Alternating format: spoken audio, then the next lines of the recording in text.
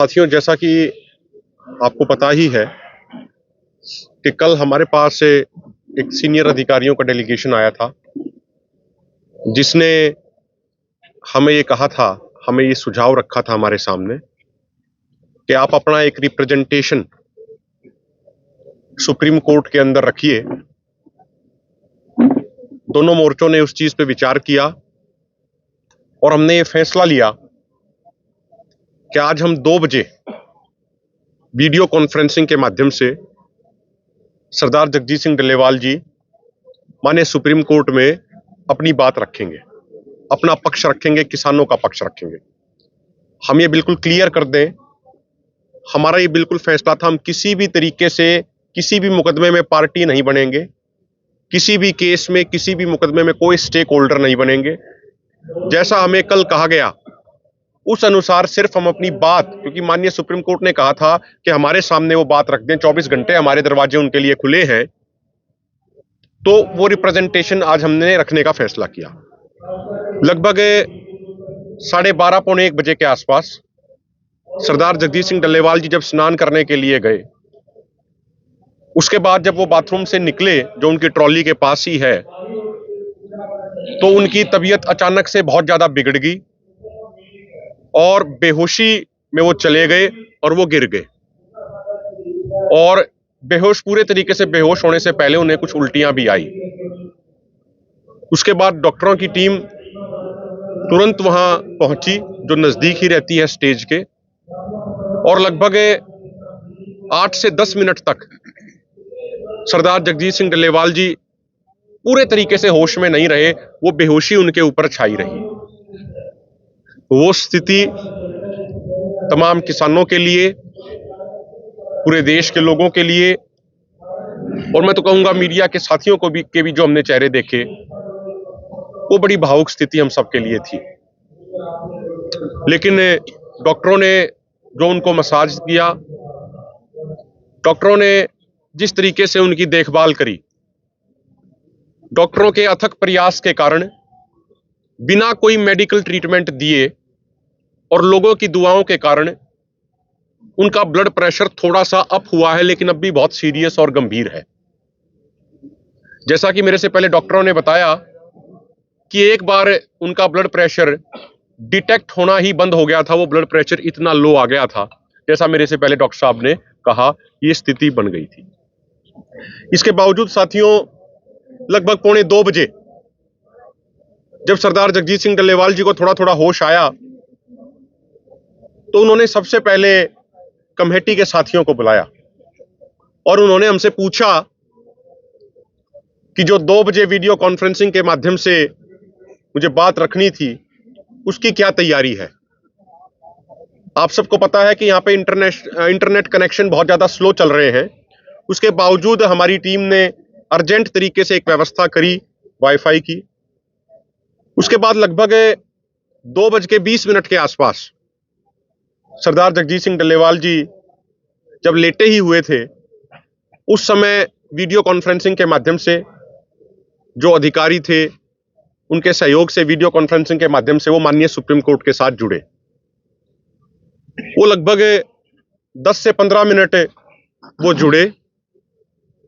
बीच बीच में कई बार वीडियो बंद हो जाती थी, क्योंकि जो उसका पूरा कंट्रोल है, वो जो वहां से माननीय सुप्रीम कोर्ट का जो उनकी टेक्निकल टीम है, वही उसको चलाती है कि कब किसे बोलना है, कब किसे नहीं बोलना, कब किसका माइक साइलेंट करना है, कब किसकी वीडियो साइलेंट करनी है। तो 2-3 बार वीडियो कनेक्ट जरूर हुई, लेकिन जो साउंड का था, जब हम उसे प्रेस करते थे तो लिखा आता था you can not unmute yourself, यानी आप अपनी इसको अनम्यूट आप अभी नहीं कर सकते हैं, क्योंकि वो टेक्निकली ऊपर से ऑन नहीं किया गया था। तो हमने सरदार जगजीत सिंह डल्लेवाल जी ने माननीय सुप्रीम कोर्ट का मान सम्मान करते हुए, सत्कार करते हुए, इतनी नाजुक हालत होने के बावजूद अपनी बात रखने का प्रयास किया, लेकिन वो बात नहीं रख पाए, वो बात नहीं रखने दी गई आज। अब क्या कारण है, क्या कारण नहीं है, वो तो हम नहीं बता सकते, लेकिन आज उनको इतनी नाजुक हालत होने के बावजूद वो माननीय सुप्रीम कोर्ट का सत्कार, मान सम्मान करते हुए बड़े आदरपूर्ण भाव से, बड़े विनम्र भाव से बात रखना चाहते थे, अपनी बात कहना चाह रहे थे, लेकिन आज बात नहीं रखने दी गई। उसके बाद सरदार जगजीत सिंह डल्लेवाल जी की और हम सब की ये भावना है कि जो सरदार जगजीत सिंह डल्लेवाल जी बात रखना चाह रहे थे वो आप सबके माध्यम से पूरे देशवासियों तक हम पहुंचाना चाहते हैं। हाँ जी। माननीय सुप्रीम कोर्ट एमएसपी गारंटी कानून समेत 13 मांगों को लेके संयुक्त किसान मोर्चा गैर राजनीतिक एवं किसान मजदूर मोर्चा के नेतृत्व में चल रहे आंदोलन के तहत मेरे आमरण अनशन का आज 24वां दिन है। मुझे खबरों से पता चला कि आप मेरे स्वास्थ्य को लेकर काफी चिंतित हैं। आपकी भावना का हम सम्मान करते हैं और साथ में यह भी आपसे विनम्रता पूर्वक निवेदन करना चाहते हैं कि मेरी जिंदगी से ज्यादा महत्वपूर्ण उन किसानों की जिंदगियां थी जिन्होंने सरकारों की गलत नीतियों के कारण आत्महत्या कर ली। पहले सिर्फ किसान एवं खेतीहर मजदूर ही एमएसपी गारंटी कानून की मांग कर रहे थे, लेकिन अब तो खेती के विषय पर बनी संसद की स्थायी समिति ने भी अपनी रिपोर्ट पहला volume point number 7 page number 54 पर स्पष्ट कर दिया है कि एमएसपी गारंटी कानून बनाया जाना चाहिए और इससे किसानों, ग्रामीण अर्थव्यवस्था एवं देश को बहुत फायदा होगा। एमएसपी गारंटी कानून से किसानों की क्रय शक्ति यानी खरीदने की क्षमता उनकी बढ़ेगी, जिससे देश की अर्थव्यवस्था को बहुत फायदा होगा। यह एक सर्वदलीय कमेटी है जिसमें सभी राजनीतिक पार्टियों की तरफ से 31 सांसद शामिल हैं। हम आपसे निवेदन करते हैं कि आप केंद्र सरकार को निर्देश दें कि संसद की कमेटी की रिपोर्ट एवं किसानों की भावनाओं का सम्मान करते हुए एमएसपी गारंटी कानून बनाया जाए, जिससे किसानों की आत्महत्या बंद हो सके। हम आपके संज्ञान में यह भी लाना चाहते हैं कि हम जिन मुद्दों पर आंदोलन कर रहे हैं ये सिर्फ हमारी मांगे नहीं हैं, बल्कि अलग अलग सरकारों द्वारा हमसे किए गए वायदे हैं। 2011 में जब माननीय प्रधानमंत्री नरेंद्र मोदी जी गुजरात के मुख्यमंत्री पद पर रहते हुए उपभोक्ता मामलों की कमेटी के चेयरमैन थे, तो उन्होंने तत्कालीन प्रधानमंत्री माननीय डॉक्टर मनमोहन सिंह जी को रिपोर्ट भेजकर कहा था कि किसी भी व्यापारी द्वारा किसी भी किसान की फसल सरकार द्वारा निर्धारित एमएसपी से नीचे नहीं खरीदी जानी चाहिए और इसके लिए कानून बनाया जाना चाहिए। लेकिन 2014 में सत्ता में आने के बाद पीएम मोदी ने अब तक खुद की सिफारिश लागू नहीं करी है। किसानों की आत्महत्या रोकने के लिए बनाए गए डॉक्टर स्वामीनाथन आयोग ने 2006 में अपनी रिपोर्ट दी। 2014 तक यूपीए की सरकार सत्ता में रही, लेकिन उन्होंने रिपोर्ट लागू नहीं करी। 2014 के लोकसभा चुनाव प्रचार के दौरान माननीय नरेंद्र मोदी जी ने वायदा किया था कि वे प्रधानमंत्री बने तो स्वामीनाथन आयोग के C2+50% फार्मूले के अनुसार फसलों का एमएसपी तय करेंगे। 2014 में सत्ता में आने के बाद 2015 में सुप्रीम कोर्ट में सुनवाई के दौरान केंद्र सरकार ने हलफनामा देकर कहा कि वे स्वामीनाथन आयोग की रिपोर्ट लागू नहीं कर सकते हैं। 2018 में पंजाब की चीमा मंडी में 35 दिन धरना देने के बाद में माननीय अन्ना हजारे जी एवं माननीय जगजीत सिंह डल्लेवाल जी ने दिल्ली के रामलीला मैदान में आमरण अनशन किया था। उस समय तत्कालीन कृषि मंत्री माननीय राधा मोहन सिंह जी एवं महाराष्ट्र के मुख्यमंत्री माननीय देवेंद्र फडणवीस जी ने प्रधानमंत्री कार्यालय की तरफ से माननीय जितेंद्र सिंह जी द्वारा हस्ताक्षरित चिट्ठी आंदोलनकारी नेताओं को सौंपी थी, जिसमें साफ तौर पर लिखा गया था कि केंद्र सरकार 3 महीने में स्वामीनाथन आयोग के C2+50% फार्मूले को लागू करेगी। लेकिन 6 साल बीत जाने के बावजूद आज तक उसे लागू नहीं किया गया। 2020-21 में 378 दिनों तक चले आंदोलन को स्थगित करते समय 9 दिसंबर 2021 को एक चिट्ठी कृषि मंत्रालय द्वारा हमें सौंपी गई थी, जिसमें हर किसान के लिए एमएसपी सुनिश्चित करने, खेती कार्यों को प्रदूषण कानून से बाहर निकालने, लखीमपुर खीरी के घायलों को उचित मुआवजा देने, बिजली बिल को संसद में पेश करने से पहले किसानों से चर्चा करने एवं आंदोलनकारी किसानों पर आंदोलन संबंधित मुकदमे वापस लेने समेत कई लिखित वायदे किए गए थे जो आज तक अधूरे हैं। हमारा आपसे विनम्र निवेदन है कि आप केंद्र सरकार को जरूरी निर्देश जारी करके कहें कि किसानों के साथ किए गए लिखित वायदे जल्द से जल्द पूरे करे जाएं। आज ये बात जो उन्होंने लिखवाई थी, ये बात वो माननीय सुप्रीम कोर्ट के सामने कहना चाह रहे थे, लेकिन आज उनको अनुमति नहीं मिल पाई वो बात कहने के लिए। वो उस वीडियो कॉन्फ्रेंसिंग में 12 से 15 मिनट तक जरूर जुड़े थे। और अंत में एक छोटी सी बात मैं ये और कह दूं, उसके बाद आदरणीय सुखजीत सिंह जी बात रखेंगे। साथियों, हमें सूचनाएं मिल रही हैं हमारे साथियों से कि खनौरी मोर्चा जहां पे लगा हुआ है, उस मोर्चे के आसपास के गांवों में, चाहे हरियाणा के गांव हों या पंजाब के गांव हों, गांव में सरकारी स्कूलों में बहुत बड़ी संख्या में पुलिस फोर्स लाई जा रही है। और जगह जगह से हमें यह भी सूचनाएं मिल रही हैं हमारे साथियों द्वारा कि आसपास के कुछ रोडों को बंद भी किया जा रहा है और कुछ को बंद करने की तैयारी करी जा रही है। हमारी तमाम लोगों से, पंजाब और हरियाणा के तमाम किसान भाइयों से, नौजवानों से हाथ जोड़ के यह प्रार्थना है कि यह बहुत महत्वपूर्ण समय है। यह वो घड़ी है, यह वो क्षण है जहां फैसला होगा कि हम एमएसपी गारंटी कानून बनवाने की लड़ाई जीत पाएंगे या नहीं जीत पाएंगे। हमारे मोर्चे के लिए अब तक का सबसे महत्वपूर्ण समय है। इसलिए सारे साथी बिना किसी देरी के अधिक से अधिक संख्या में शांतिपूर्ण ढंग से खनौरी बॉर्डर पे पहुंचे। जो भी साथी सरदार जगजीत सिंह डल्लेवाल जी से स्नेह करते हैं, उनसे प्रेम करते हैं, उनका सत्कार व सम्मान करते हैं, आज ये समय है कि वो सारे साथी अपने सारे जरूरी काम छोड़ के खनौरी बॉर्डर पे पहुंचे और दिन रात सरदार जगजीत सिंह डल्लेवाल जी की पहरेदारी में ड्यूटी करें। इतना ही हमारा उनसे हाथ जोड़ के निवेदन है। और हम ये संदेश बिल्कुल स्पष्ट तौर पे देना चाह रहे हैं कि हम शांतिपूर्ण ढंग से आंदोलन लड़ रहे हैं और आगे भी लड़ेंगे। लेकिन अगर प्रशासन या सरकार या केंद्र सरकार कोई जोर जबरदस्ती करना चाहेगी और सरदार जगजीत सिंह डल्लेवाल जी के नजदीक तक पहुंचना चाहेगी, तो पहले उन लोगों को हमारी लाशों के ऊपर से गुजरना पड़ेगा। उससे पहले हम उनको सरदार जगजीत सिंह डल्लेवाल जी तक नहीं पहुंचने देंगे। मैं प्रार्थना करूंगा आदरणीय सुखजीत सिंह हरदो झंडे जी पंजाबी में वो सारी बात रखेंगे। सुखजीत सिंह जी। पत्रकार दोस्तों, ਅੱਜ जो निर्णय लिया गया ਸੀਗਾ ਪਹਿਲੋਂ ਸਵੇਰੇ ਕਿ ਆਪਾਂ ਸੁਪਰੀਮ ਕੋਰਟ ਦੀ ਜੋ ਅੱਜ ਹੀਅਰਿੰਗ ਆ ਉਹਦੇ ਵਿੱਚ ਆਪਣਾ ਪੱਖ ਜਿਹੜਾ ਵਾ ਵੀਡੀਓ ਕਾਨਫਰੰਸਿੰਗ ਰਾਹੀਂ ਜਿਹੜਾ ਵਾ ਉਹ ਪੇਸ਼ ਕਰਾਂਗੇ। ਲੇਕਿਨ ਜਿਉਂ-ਜਿਉਂ ਟਾਈਮ ਨੇੜੇ ਆਉਂਦਾ ਗਿਆ, ਡੱਲੇਵਾਲ ਸਾਹਿਬ ਤਿਆਰ ਹੋਣ ਵਾਸਤੇ, ਇਸ਼ਨਾਨ ਕਰਨ ਵਾਸਤੇ ਥੱਲੇ ਗਏ ਔਰ ਇਸ਼ਨਾਨ ਕਰਨ ਤੋਂ ਬਾਅਦ ਉਹਨਾਂ ਨੂੰ ਚੱਕਰ ਆ ਗਿਆ ਔਰ ਉੱਥੇ ਹੀ ਉਹ ਜਿਹੜਾ ਗਰਾਊਂਡ ਤੇ ਡਿੱਗ ਪਏ ਔਰ ਕਾਫੀ ਦੇਰ ਤੱਕ ਬੇਹੋਸ਼ ਰਹੇ। ਔਰ ਡਾਕਟਰਾਂ ਦੀ ਮਿਹਨਤ ਦੀ ਸਦਕਾ ਜਦੋਂ ਵਾਪਸ ਨੋਰਮਲ ਪੋਜੀਸ਼ਨ 'ਚ ਉਹਨਾਂ ਨੂੰ ਲਿਆਂਦਾ ਗਿਆ, ਨੋਰਮਲ ਆਪਾਂ ਇਹ ਨਹੀਂ ਕਹਿ ਸਕਦੇ ਨੋਰਮਲ ਹੋ ਗਏ, ਲੇਕਿਨ ਹੋਸ਼ ਵਿੱਚ ਲਿਆਂਦਾ ਗਿਆ 7-8 ਮਿੰਟ ਬੇਹੋਸ਼ ਹੋਣ ਤੋਂ ਬਾਅਦ, ਤਾਂ ਉਹਨਾਂ ਦਾ ਪਹਿਲਾ ਸਵਾਲ ਇਹੀ ਸੀਗਾ ਕਿ ਬਈ 2 ਵਜੇ ਆਪਾਂ ਆਪਣਾ ਪੱਖ ਪੇਸ਼ ਕਰਨਾ ਸੁਪਰੀਮ ਕੋਰਟ ਦੀ ਕਮੇਟੀ ਅੱਗੇ, ਸੁਪਰੀਮ ਕੋਰਟ ਦੇ ਅੱਗੇ, ਮਾਨਯ ਸੁਪਰੀਮ ਕੋਰਟ ਅੱਗੇ। ਉਹਦੀ ਤਿਆਰੀ ਕੀ ਚੱਲ ਰਹੀ ਆ।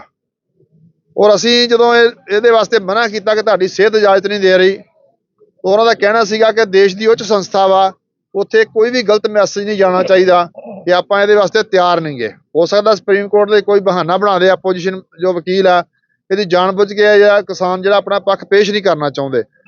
ਸੋ ਉਹਦੀ ਤਿਆਰੀ ਪੂਰੀ ਕੀਤੀ ਗਈ।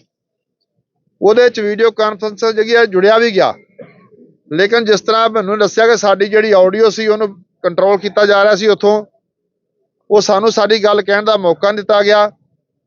ਔਰ ਉਹੀ ਜਿਹੜੀ ਗੱਲਬਾਤ ਆ ਤੁਹਾਨੂੰ ਜਿਹੜੀ ਆ ਇਹ ਮੈਨੂੰ ਜਿਹੜੀ ਹਿੰਦੀ ਦੱਸੀ ਆ ਉਹਦਾ PDF ਤੁਹਾਨੂੰ ਜਿਹੜਾ ਭੇਜ ਦਾਂਗੇ। ਮੈਂ ਇੱਥੇ ਦੱਸਣਾ ਚਾਹੁੰਦਾ ਕਿ ਦੇਸ਼ ਦਾ, ਕਿਸਾਨਾਂ ਦਾ, ਮਜ਼ਦੂਰਾਂ ਦਾ ਇੱਕ ਅਜਿਹਾ ਨੇਤਾ ਜਿਹਨੂੰ ਦੇਸ਼ ਦੀ ਹਰ ਸੰਸਥਾ ਦਾ ਸਤਿਕਾਰ, ਮਾਣ ਰੱਖਣਾ ਜਾਣਦਾ ਵਾ, ਉਹਦੀ ਗੱਲ ਜਿਹੜੀ ਆ ਸੁਣੀ ਨਹੀਂ ਗਈ। ਅਗਰ ਉਹ ਇੰਨੀ ਗੰਭੀਰ ਹਾਲਤ ਵਿੱਚ ਆਪਣੀ ਗੱਲ ਕਹਿਣੀ ਚਾਹੁੰਦਾ, ਇਹਦਾ ਮਤਲਬ ਉਹ ਦੇਸ਼ ਦੇ ਪ੍ਰਤੀ ਉਹਦੀ ਜਿਹੜੀ ਮਾਨਸਿਕਤਾ ਵਾ ਉਹ ਬਿਲਕੁਲ ਸਹੀ ਆ। ਉਹਦੀ ਗੱਲ ਅੱਜ ਸੁਣੀ ਜਾਣੀ ਚਾਹੀਦੀ ਸੀ, ਨਹੀਂ ਸੁਣੀ ਗਈ। ਉਹ ਹੁਣ ਉਹਦਾ ਸੁਪਰੀਮ ਕੋਰਟ ਦਾ ਆਪਣਾ ਕੀ ਉੱਥੇ ਵਰਡਿਕਟ ਆ ਸਾਨੂੰ ਪਤਾ ਨਹੀਂ ਗਾ। ਲੇਕਿਨ ਜੋ ਖਬਰਾਂ ਨਿਕਲ ਕੇ ਆ ਰਹੀਆਂ ਨੇ ਕਿ ਪ੍ਰਸ਼ਾਸਨ ਨੇ 4 ਸਵੇਰੇ ਜਿਹੜੀ ਫੋਰਸ ਦੀ ਗਿਣਤੀ ਵਧਾਤੀ ਆ, ਰੋਡ ਬਲੌਕ ਕਰ ਰਹੀ ਆ। ਔਰ ਮੈਨੂੰ ਅੱਜ ਖਬਰ ਮਿਲੀ ਕਿ ਪੰਜਾਬ ਦੇ ਸਾਰੇ ਜ਼ਿਲ੍ਹਿਆਂ ਤੋਂ ਫੋਰਸ ਜਿਹੜੀ ਆ ਇੱਥੇ ਲਾਗੇ ਜਿਹੜੀ ਬੁਲਾ ਲਈ ਗਈ ਆ। ਅਸੀਂ ਇੱਥੇ ਪ੍ਰਸ਼ਾਸਨ ਨੂੰ ਚੇਤਾਵਨੀ ਦੇਣਾ ਚਾਹੁੰਦੇ। ਮੈਂ ਕੱਲ ਵੀ ਦੇ ਕੇ ਆਇਆ ਸੀਗਾ ਕਿ ਜਿੰਨੀ ਤੁਹਾਡੀ CID ਆ ਉਹਨੂੰ ਇੱਥੋਂ ਬਾਹਰ ਕੱਢ ਲਓ, ਕਿਉਂਕਿ ਸਾਡੇ ਵਲੰਟੀਅਰ ਜਿਹੜੇ ਫਿਰ ਕੋਈ ਮਿਸਬਿਹੇਵ ਨਾ ਕਰਨ। ਅੱਜ ਵੀ ਬੇਨਤੀ ਕਰਦਾ ਪ੍ਰਸ਼ਾਸਨ ਨੂੰ ਕਿ ਅਗਰ ਤੁਸੀਂ ਜ਼ੋਰ ਜ਼ਬਰਦਸਤੀ ਕਰਨੀ ਆ, ਤੁਹਾਡੀ ਡਿਊਟੀ ਬਣਦੀ ਕਰੋ, ਲੇਕਿਨ ਜੋ ਸਾਡੀ ਡਿਊਟੀ ਬਣਦੀ ਆ ਉਹ ਅਸੀਂ ਕਰਾਂਗੇ। ਉਹ ਡੱਲੇਵਾਲ ਸਾਹਿਬ ਦੇ ਜਿਹੜੇ ਚਾਰ ਸਫੇਰੇ ਵਾਲਾ ਆਪਾਂ ਘੇਰਾ ਬਣਾਇਆ ਹੋਇਆ ਉਹਨੂੰ ਹੋਰ ਮਜ਼ਬੂਤ ਕਰਾਂਗੇ। ਔਰ ਮੈਂ ਪੰਜਾਬ ਹਰਿਆਣਾ ਤੋਂ ਜਿੰਨੇ ਵੀ ਨੇੜੇ ਨੇੜੇ ਜਿਹੜੇ ਸਾਥੀ ਨੇ ਸਾਡੇ, ਉਹਨਾਂ ਨੂੰ ਬੇਨਤੀ ਕਰਦਾ ਕਿ ਵੱਡੀ ਗਿਣਤੀ ਵਿੱਚ ਖਨੌਰੀ ਬਾਰਡਰ ਤੇ ਪਹੁੰਚ ਕੇ ਇਸ ਬਾਰਡਰ ਨੂੰ ਆਪਾਂ ਹੋਰ ਮਜ਼ਬੂਤ ਕਰੀਏ ਔਰ ਆਪਣੇ ਅੰਦੋਲਨ ਨੂੰ ਜਿੱਤ ਦੀ ਰਾਹ ਵੱਲ ਲੈ ਕੇ ਚੱਲੀਏ। ਕਿਉਂਕਿ ਜਿਹੜਾ ਇਹ ਜਗਜੀਤ ਸਿੰਘ ਡੱਲੇਵਾਲ ਜੀ ਬਲਿਦਾਨ ਵਾਸਤੇ ਬੈਠੇ ਹੋਏ ਨੇ ਪਿਛਲੇ 24 ਦਿਨ ਤੋਂ, ਉਹ ਇਕੱਲੇ ਪੰਜਾਬ ਹਰਿਆਣੇ ਦਾ ਨਹੀਂ, ਪੂਰੇ ਦੇਸ਼ ਦੇ ਕਿਸਾਨਾਂ ਮਜ਼ਦੂਰਾਂ ਦਾ। ਔਰ ਜਿਸ ਤਰ੍ਹਾਂ ਹੁਣ ਜਿਹੜਾ ਵਾ ਪਾਰਲੀਮੈਂਟਰੀ ਕਮੇਟੀ ਨੇ ਵੀ ਕਹਿਤਾ ਕਿ ਜਿਹੜਾ MSP ਦੇਣੀ ਜਿਹੜੀ ਆ ਬਹੁਤ ਜ਼ਰੂਰੀ ਆ, ਜਿਹਦੇ ਨਾਲ ਇਸ ਦੇਸ਼ ਦੀ ਤਰੱਕੀ ਆਊਗੀ, ਕਿਸਾਨਾਂ ਮਜ਼ਦੂਰਾਂ ਦੇ ਹੱਥ 'ਚ ਪੈਸੇ ਆਉਣਗੇ, ਪ੍ਰੋਡਕਸ਼ਨ ਵਧੂਗੀ, ਰੋਜ਼ਗਾਰ ਵਧੂਗਾ। ਔਰ ਜਿਸ ਤਰ੍ਹਾਂ ਸਾਡੇ ਉਪ ਰਾਸ਼ਟਰਪਤੀ ਨੇ ਗੱਲ ਕਹੀ ਸੀ ਕਿ ਅਗਰ ਤੁਸੀਂ ਕਿਸਾਨ ਨੂੰ 10 ਰੁਪਏ ਦੋਗੇ, ਉਹਦਾ 5 ਗੁਣਾ ਤੁਹਾਨੂੰ ਵਾਪਸ ਹੋ ਕੇ ਸਰਕਾਰ ਨੂੰ ਮਿਲੇਗਾ। ਮੈਨੂੰ ਲੱਗਦਾ ਜਿਹੜੀ ਸਰਕਾਰ ਕਹਿੰਦੀ ਕਿ ਆਪਾਂ ਡਬਲ ਡਿਜਿਟ GDP ਜਾਣਾ ਚਾਹੁੰਦੇ ਆ, ਜਿੰਨਾ ਚਿਰ ਦੇਸ਼ ਦਾ ਕਿਸਾਨ ਔਰ ਮਜ਼ਦੂਰ ਤਰੱਕੀ ਨਹੀਂ ਕਰਦਾ, ਦੇਸ਼ ਦੀ ਖੇਤੀਬਾੜੀ ਤਰੱਕੀ ਨਹੀਂ ਕਰਦੀ, ਉਨੀ ਦੇਰ ਤੱਕ ਦੇਸ਼ ਦੀ ਜਿਹੜੀ ਤਰੱਕੀ ਹੋਣਾ ਜਿਹੜਾ ਵਾ ਉਹ ਬੜਾ ਮੁਸ਼ਕਲ ਆ। ਸੋ ਅੱਜ ਵੀ ਅਸੀਂ ਬੇਨਤੀ ਕਰਨਾ ਚਾਹੁੰਦੇ ਸਰਕਾਰ ਨੂੰ, ਕਿਉਂਕਿ ਮੰਗਾਂ ਕੇਂਦਰ ਸਰਕਾਰ ਨੇ ਮੰਨਣੀਆਂ ਨੇ।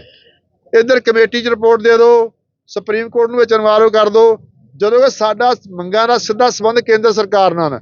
ਔਰ ਕੇਂਦਰ ਸਰਕਾਰ ਨੇ ਸਮੇਂ-ਸਮੇਂ ਦੇ ਸਾਹਮਣੇ ਮੰਗਾਂ ਲਿਖ ਕੇ ਦਿੱਤੀਆਂ ਹੋਈਆਂ ਨੇ, ਉਹਨਾਂ ਨੂੰ ਮੰਨ ਲਵੇ ਔਰ ਇਹ ਜ਼ੋਰ ਜ਼ਬਰਦਸਤੀ ਦਾ ਕੰਮ ਜਿਹੜਾ ਇਹਨੂੰ ਛੱਡ ਦੇ। ਕਿਉਂਕਿ ਅੰਦੋਲਨਕਾਰੀ ਜਿਹੜੇ ਨੇ ਉਹ ਡੱਲੇਵਾਲ ਸਾਹਿਬ ਦੀ ਸੁਰੱਖਿਆ ਵਾਸਤੇ ਆਪਣੀ ਜਾਨ ਵੀ ਦੇ ਸਕਦੇ ਨੇ। ਅਗਰ ਸਰਕਾਰ ਕਿਸਾਨਾਂ ਦੀ ਜਾਨ ਲੈਣਾ ਚਾਹੁੰਦੀ ਆ, ਪ੍ਰਸ਼ਾਸਨ ਲੈਣਾ ਚਾਹੁੰਦਾ, ਉਹ ਉਹਦੀ ਮਰਜ਼ੀ ਆ, ਲੇਕਿਨ ਆਪਾਂ ਬਿਲकुल ਤਿਆਰ ਆ ਉਹਨਾਂ ਦੀ ਸੁਰੱਖਿਆ ਵਾਸਤੇ। आपका कोई प्रश्न हो, आपका कोई सवाल हो? ਪਹਾੜ ਸਾਹਿਬ ਦੀ ਡੱਲੇਵਾਲ ਸਾਹਿਬ ਦੀ ਰਿਪੋਰਟਾਂ ਜੋ ਕੱਲ ਨੂੰ ਕਿਹਾ ਗਿਆ ਕਰਾਉਣ ਵਾਸਤੇ, ਕਿ ਉਹ 'ਚ CT ਸਕੈਨ ਦਾ ਵੀ ਜ਼ਿਕਰ ਕੀਤਾ ਗਿਆ ਹੈ ਕਿ CT ਸਕੈਨ ਨਾਲ ਹੋਣੀ ਚਾਹੀਦੀ ਜੀ। ਜੋ ਸੁਪਰੀਮ ਕੋਰਟ ਨੇ ਆਰਡਰ ਕੀਤਾ ਕਿ CT ਸਕੈਨ, ਅਲਟਰਾਸਾਊਂਡ, ਉਹ ਜਿਹੜੀ ਕੈਂਸਰ ਦੀ ਉਹਨਾਂ ਦੀ ਬਿਮਾਰੀ ਆ ਉਹਦਾ ਚੈੱਕਅਪ, ਬਲੱਡ ਸੈਂਪਲ ਔਰ ECG, ਇਹ ਜਿਹੜੀ ਆ ਕੱਲ ਕੋਰਟ 'ਚ ਪੇਸ਼ ਕੀਤੀ ਜਾਵੇ। ਮੈਨੂੰ ਲੱਗਦਾ ਕਿ ਹੁਣ ਆਪਾਂ PC ਤੋਂ ਬਾਅਦ ਆਪਣੀ ਮੀਟਿੰਗ ਕਰਾਂਗੇ ਕਿ ਕੀ ਆਪਾਂ ਇਹ ਟੈਸਟ ਕਰਾਉਣੇ ਆ। ਡੱਲੇਵਾਲ ਸਾਹਿਬ ਦੀ ਜਿਹੜੀ ਮਨਜ਼ੂਰੀ ਉਹ ਵੀ ਲੈਣੀ ਬਹੁਤ ਜ਼ਰੂਰੀ ਆ। ਉਸ ਤੋਂ ਬਾਅਦ ਹੀ ਆਪਾਂ ਕੋਈ ਉੱਤੇ ਜਵਾਬ ਦੇ ਸਕਦੇ ਹਾਂ। ਲੇਕਿਨ ਫਿਲਹਾਲ ਜਿਹੜਾ ਵਾ ਇਹ ਆਪਾਂ ਇਹਦੇ ਵਾਸਤੇ ਤਿਆਰ ਨਹੀਂ ਗੇ, ਲੇਕਿਨ ਫਿਰ ਵੀ ਇਸ ਤੋਂ ਬਾਅਦ ਮੀਟਿੰਗ ਹੋਊਗੀ, ਕਿਉਂਕਿ ਹੁਣੇ ਹੀ ਸਾਡੇ ਕੋਲ ਵਰਡਿਕਟ ਆਇਆ ਸੁਪਰੀਮ ਕੋਰਟ ਦਾ, ਮੈਨੂੰ ਪਾਸ ਕੀਤਾ ਗਿਆ ਵੀ ਆਹ ਚੀਜ਼ਾਂ ਕਰਨੀਆਂ ਨੇ, ਤੇ ਆਪਾਂ ਮੀਟਿੰਗ ਕਰਕੇ ਜੋ ਵੀ ਫੈਸਲਾ ਹੋਊਗਾ ਉਹ ਤਾਂ ਦੱਸ ਦਾਂਗੇ ਤੁਹਾਨੂੰ। ਕਿ ਕੱਲ ਨੂੰ ਵੀ BC ਰਾਹੀਂ ਪੇਸ਼ ਦੁਬਾਰਾ ਹੋਣਗੇ ਡੱਲੇਵਾਲ ਸਾਹਿਬ नहीं, ਕਿਸਾਨ ਲਈ? देखिए ਕੱਲ ਦੀ ਫਿਰ ਦੁਬਾਰਾ ਤਰੀਕ देखिए सरदार जगजीत सिंह डल्लेवाल जी की तबीयत बहुत ही ज़्यादा नाजुक है। इस नाजुक हालत में भी आज उन्होंने प्रयास किया। हमें यहाँ एक बात समझने की ज़रूरत है, जैसा सुखजीत सिंह हरदो झंडे जी ने भी कहा, और हम वहाँ मौके के गवाह थे। जैसे ही डॉक्टर के प्रयासों के बाद वे होश में आए, थोड़ा सा होश संभालते ही उन्होंने हमसे ये पूछा कि वीडियो कॉन्फ्रेंसिंग की क्या तैयारी चल रही है। यानी उनके दिमाग में, उनके मन में संवैधानिक संस्थाओं के प्रति कितना सत्कार है, कितना सम्मान है, ये चीज बताता है। हमने और डॉक्टरों ने ये भी कहा कि आपका स्वास्थ्य इसकी मंजूरी नहीं देता, आप मत जुड़िए। लेकिन उसके बावजूद उन्होंने कहा कि यदि आज हम नहीं जुड़े, फैसला करके अगर आज हम नहीं जुड़े, तो उससे मैसेज, उससे संदेश ठीक नहीं जाएगा। और वो जो स्टेज है, स्टेज के नीचे जो वहां गिरे थे, वो स्टेज के साइड में, उसके बाद स्टेज के नीचे ही वो उनको लिटाया गया। अब भी वो वहीं लेटे हैं, वो खड़े होने की भी हालत में, स्थिति में नहीं है। तो अब मुझे उनकी हालत कैसी रहती है, कितनी ज्यादा नाजुक हालत है, इसे देखते हुए ये बहुत मुश्किल है कि अब दोबारा से प्रयास हो पाएगा नहीं हो पाएगा। उसके अलावा बाकी सरदार जगजीत सिंह डल्लेवाल जी जैसा कहेंगे उस अनुसार ही हम आगे चलेंगे। ਇਹੋ ਜਿਹਾ ਕੋਈ ਵੀ ਆਫਰ ਜਿਹੜਾ ਸੁਪਰੀਮ ਕੋਰਟ ਵੱਲੋਂ ਹਾਲ ਤੱਕ ਸਾਨੂੰ ਆਇਆ ਨਹੀਂਗਾ ਕਿ ਅਗਰ ਜਗਜੀਤ ਸਿੰਘ ਡੱਲੇਵਾਲ ਕੱਲ ਜੁੜਨਾ ਚਾਹੁੰਦੇ ਜੁੜ ਜਾਣ। ਮੈਨੂੰ ਲੱਗਦਾ ਕਿ ਉਹਨਾਂ ਨੇ ਇਹੀ ਆਖਿਆ ਕਿ ਜਿਹੜੀਆਂ ਰਿਪੋਰਟਾਂ ਉਹ ਪੇਸ਼ ਕਰੋ, ਉਹਨਾਂ ਨੂੰ ਰਿਪੋਰਟਾਂ ਸਬਮਿਟ ਕਰਾਉਣ ਲਈ। ਜੀ ਕੋਈ ਇਹ ਆਫਰ ਕਹਿਣਗੇ ਅਗਰ ਠੀਕ ਹੁੰਦੇ ਕੱਲ ਦੁਬਾਰਾ ਜੁੜ ਜਾਓ, ਇਹੋ ਜਿਹਾ ਕੋਈ ਹੁਣ ਤੱਕ ਆਫਰ ਸਾਡੇ ਕੋਲ ਹੈ ਨਹੀਂ ਆ। ਪ੍ਰਸ਼ਾਸਨਿਕ ਅਧਿਕਾਰੀ ਆਏ ਸੀਗੇ, ਉਹਨਾਂ ਵੱਲੋਂ ਕੁਝ ਕਿਹਾ ਗਿਆ ਸੀ, ਕਿਉਂਕਿ ਦੱਸਿਆ ਜਾ ਰਿਹਾ ਹੈ ਕਿ ਸਰਕਾਰ ਵੱਲੋਂ ਪੇਸ਼ ਹੋਏ ਵਕੀਲ ਨੇ ਗੱਲ ਕਹੀ ਹੈ ਕਿ ਜਗਜੀਤ ਸਿੰਘ ਡੱਲੇਵਾਲ ਦੀ ਸਿਹਤ ਹੋ ਸਕਦਾ ਵਕੀਲ ਨੇ ਡਾਕਟਰੀ ਦਾ ਕੋਰਸ ਕੀਤਾ ਹੋਵੇ, ਉਹਨੂੰ ਪਤਾ ਹੋਵੇ ਵੀ ਡੱਲੇਵਾਲ ਸਾਹਿਬ ਦੀ ਸਿਹਤ ਠੀਕ ਆ। ਔਰ ਜਿਹੜਾ ਇਨਸਾਨ 24 ਦਿਨ ਤੋਂ ਇਹ ਕੰਨ ਦਾ ਦਾਣਾ ਮੂੰਹ 'ਚ ਨਹੀਂ ਪਾਇਆ, ਉਹਨੇ ਇਕੱਲੇ ਪਾਣੀ ਦੇ ਉੱਪਰ ਆ, ਔਰ ਕੱਲ ਸਰਕਾਰ ਦੇ ਅਧਿਕਾਰੀ ਕਹਿ ਰਹੇ ਸੀਗੇ ਕਿ ਉਹਨਾਂ ਦਾ ਜਿਹੜਾ ਸੋਡੀਅਮ ਲੈਵਲ ਬਹੁਤ ਡਾਊਨ ਹੋ ਗਿਆ, ਪੋਟਾਸ਼ੀਅਮ ਬਹੁਤ ਡਾਊਨ ਹੋ ਗਿਆ। ਔਰ ਮੈਨੂੰ ਹੁਣ ਇਹ ਨਹੀਂ ਪਤਾ ਕਿ ਜਾਂ ਇਹ ਅਧਿਕਾਰੀ ਝੂਠ ਬੋਲ ਰਹੇ ਨੇ ਜਾਂ ਉੱਥੇ ਜਿਹੜਾ ਏਜੀ ਪੇਸ਼ ਵਕੀਲ ਹੋਇਆ ਵਾ ਉਹ ਝੂਠ ਬੋਲ ਰਿਹਾ। ਡਾਕਟਰ ਜਿਹੜੇ ਨੇ ਉਹਦੇ ਬਾਰੇ ਬਿਹਤਰ ਦੱਸ ਸਕਦੇ ਨੇ। ਮੈਨੂੰ ਲੱਗਦਾ ਵਕੀਲ ਦਾ ਕੰਮ ਨਹੀਂ ਹੈਗਾ, ਜਾਂ ਤਾਂ ਰਿਪੋर्टां पेश करे फिर दसे भी हाँ यार बिल्कुल ठीक ठाक हालात उन्होंने हैगे ने। नहीं, इसमें जो आज सुप्रीम कोर्ट के अंदर भी जो सुनवाई हुई उसको जो हमने पढ़ा उसको देखा, वहाँ माननीय कोर्ट ने भी यही सवाल किया है वकील साहब से कि आप डॉक्टर हैं क्या आप एक्सपर्ट हैं मेडिकल के तौर पे, जो आप ये कह रहे हैं कि सब कुछ ठीक है। तो ये उन्होंने भी सवाल किया है जी। बहुत बहुत शुक्रिया सर, धन्यवाद, thank you thank you sir.